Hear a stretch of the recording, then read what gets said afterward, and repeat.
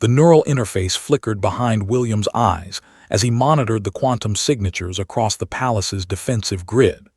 As chief of the Royal Guard's cybersecurity division, his consciousness existed in two places simultaneously: the physical throne room of New Terra's crystalline palace, and the vast digital expanse where threats materialized as geometric anomalies in streams of data. Queen Maya sat upon the photon throne, her ceremonial robes shifting through wavelengths of light as she addressed the Council of Stellar Provinces. She was young for a quantum monarch, barely 30 cycles, yet her mind had been enhanced with the same biocomputational arrays that allowed her to process governance across 17 inhabited systems simultaneously. William had served her for 5 years, ever since the rebellion on Kepler 442b had nearly torn the Empire apart. The resource allocation for the Outer Rim settlements requires immediate. Maya's words cut through the formal proceedings when William's neural implant screamed a warning. There, a cascade failure in the palace's matter stabilization field originating from Section 7 Gamma. The pattern was wrong, too precise, too calculated. Natural decay followed exponential curves. This was linear, purposeful. William's hand moved to his disruptor, but his mind was already racing through the architectural schematics overlaid on his vision. Someone had introduced a recursive algorithm into the palace's foundation matrix. In approximately 47 seconds, a localized singularity would form directly beneath the throne. "Your Majesty," William's voice cut through the chamber as he sprinted forward, his enhanced musculature propelling him across the mirror-smooth floor. The council members barely had time to register alarm before he reached the dais. The air itself began to tear. Reality warped as subatomic particles spiraled inward toward an impossible point. William could see it through his implants, a microscopic black hole forming in real time, its event horizon expanding at relativistic speeds. He didn't think. His body collided with Maya's, throwing them both clear of the throne just as spacetime collapsed inward with a sound like the universe screaming. The photon throne vanished into infinite density, compressed to a point smaller than a quark. But the assassin had planned for evasion. The secondary device activated, a gravitational mine that had been embedded in the palace walls, masked by the signature of the primary weapon. William saw it through his enhanced perception, watched as it armed itself, as its lethal radius expanded to encompass both him and the Queen. There was no time to move her further, no time to run. Only one option remained. William activated his personal shield generator, but instead of wrapping it around himself, he reconfigured the field geometry on pure instinct, extending it to cover Maya while leaving himself exposed. The gravitational shockwave hit him like the fist of a collapsing star.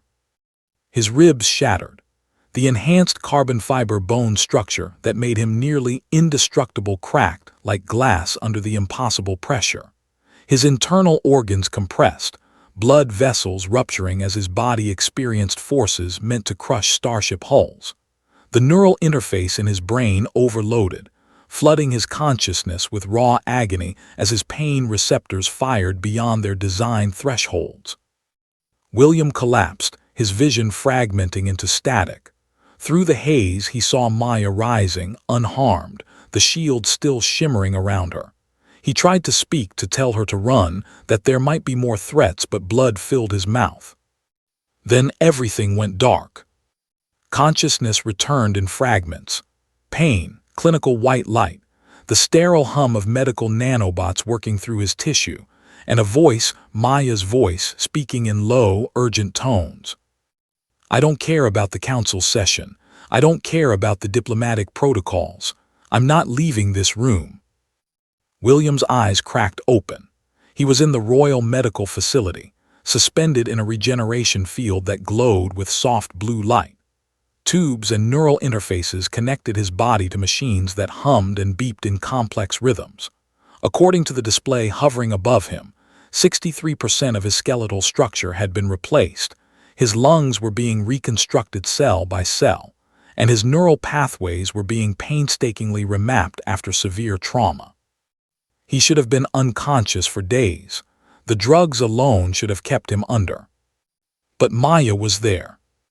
She sat beside his med pod, still in her ceremonial robes, though they were now stained with his blood. Her hand rested on the outside of the containment field, as close to touching him as the medical protocols allowed. Her face was drawn, exhausted, and her eyes, those eyes that could process data from millions of citizens simultaneously, were focused entirely on him. "Your Majesty," William croaked, his voice barely functional, "the threat assessment, the palace security, is being handled by the secondary team," Maya interrupted, her voice firm despite the tremor he detected beneath it. "You saved my life, William. You didn't just throw yourself in front of a weapon. You chose to die so I could live." "My duty," he managed. "No," she shook her head, and for the first time since he'd known her, he saw tears forming in her enhanced eyes. "Your duty was to protect me. What you did went beyond duty. You redistributed your personal shield. In that split second, you made a choice. You could have saved yourself and relied on my own defenses, but you didn't. You chose certain death." The medical displays chirped as William's heart rate increased. The memories were coming back now. The calculations he'd made in microseconds, the certainty that his shield wouldn't cover them both, the decision to give her everything. "How long?" he asked. 7 hours since the attack. The doctors said you'd be unconscious for at least 2 days, but you're awake now because I've been talking to you the entire time." Maya's hand pressed harder against the field barrier. "I told you about the investigation. We caught the assassins, a radical faction from the outer colonies, the same group behind the Kepler rebellion. I told you about how your action was recorded by 17 different sensors, and how every member of the council watched you sacrifice yourself without hesitation." She paused, her voice dropping to barely a whisper. "And I told you that you needed to come back, that the Empire needed you." William had served Maya for 5 years. He had stood at her side through political crises, military campaigns, and diplomatic nightmares. He had memorized every protocol, learned to read her moods through the subtlest shifts in her quantum field, dedicated his life to her protection. But he had maintained the distance required of a guardian and monarch.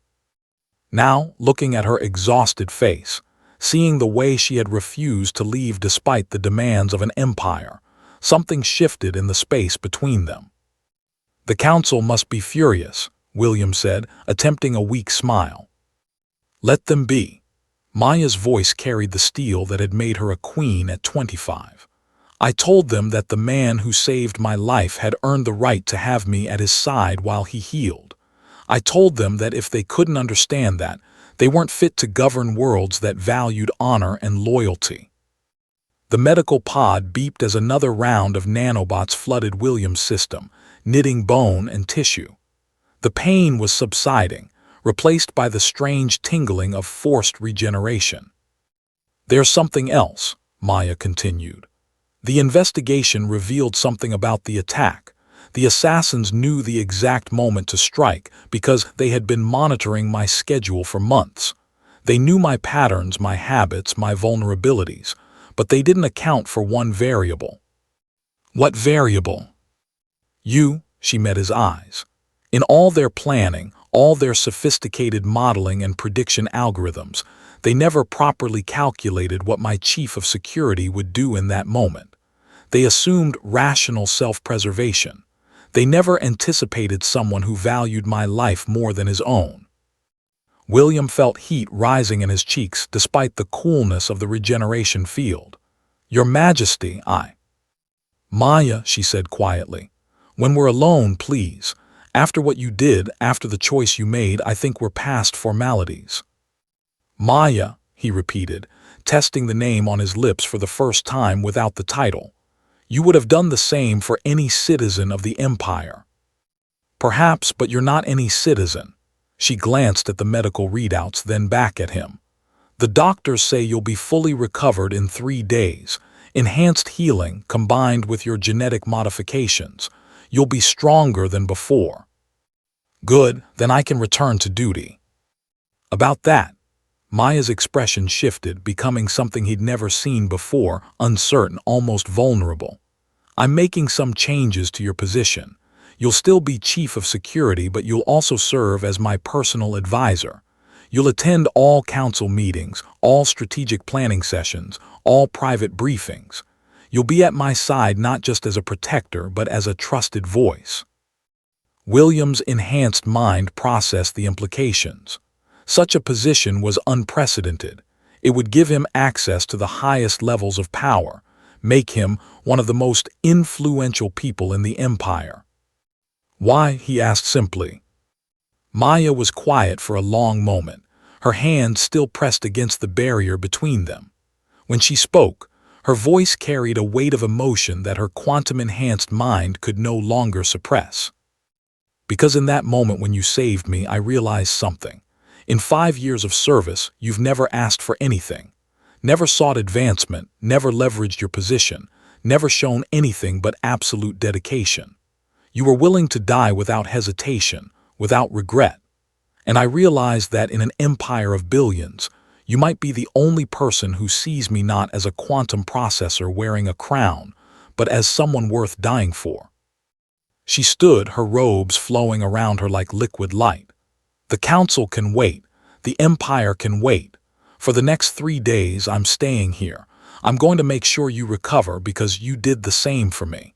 And then, William, we're going to make sure nothing like this ever happens again. Through the haze of medication and healing tissue, William felt something unprecedented, hope. Not for glory or advancement, but for the simple truth that his sacrifice had meant something. That the queen he had served for 5 years had seen him truly for the first time. Thank you, he whispered, for staying. Maya smiled, and in that smile William saw the young woman beneath the crown, the person he had protected without ever truly knowing. Thank you for coming back, she replied. Outside the medical facility, an empire of 17 systems continued its eternal dance through the cosmos. But in that small room, as machines hummed and rebuilt a shattered body, 2 people existed in a moment of perfect understanding. A queen who had learned the value of loyalty, and a guardian who had discovered he was more than just a shield. The hours passed, and Maya never left his side.